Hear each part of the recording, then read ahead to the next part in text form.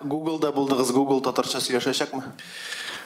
Google, да, там работают наши ребята. Так оказалось, что вот и нас встречал, собственно, парень, который работает в лаборатории искусственного интеллекта.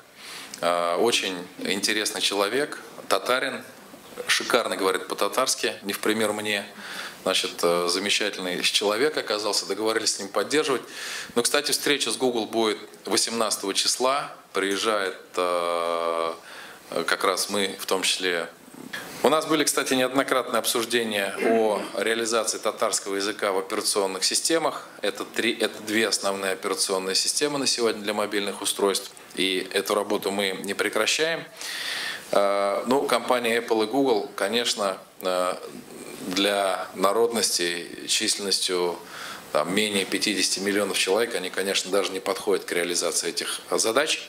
Тем не менее, в Иннополисе сегодня рождается новая мобильная операционная система. Она называется Sailfish. И уже есть прототип на татарском языке. Я надеюсь, что до конца года, когда я буду рассказывать об Иннополисе с командой, мы покажем и представим первую в мире операционную систему на татарском языке. Это новая операционная система.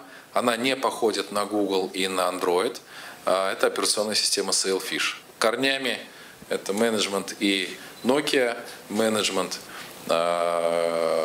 который разрабатывал эту систему. Сегодня эта система разрабатывается компанией, зарегистрированной в городе Иннополис.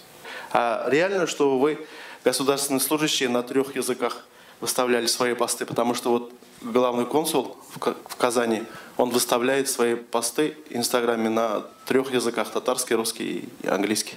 Наверное, но обычно, во-первых, я хочу сказать, что по должностному регламенту, значит, ведомства все публикуют свои новости на русском и татарском и английском языках. Это уже по желанию.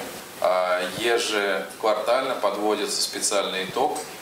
Более того, соответствующий показатель закреплен в качестве обязательного показателя. Это количество новостей на татарском языке. Это обязательно делается.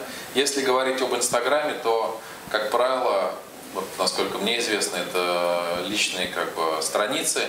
Да, они являются, конечно, по факту и по сути служебными. Вот, но я думаю, что можно выйти с такой инициативой, почему нет? Вы как пример подаете другим госслужащим. Хорошо. Это по желанию. Будем пробовать.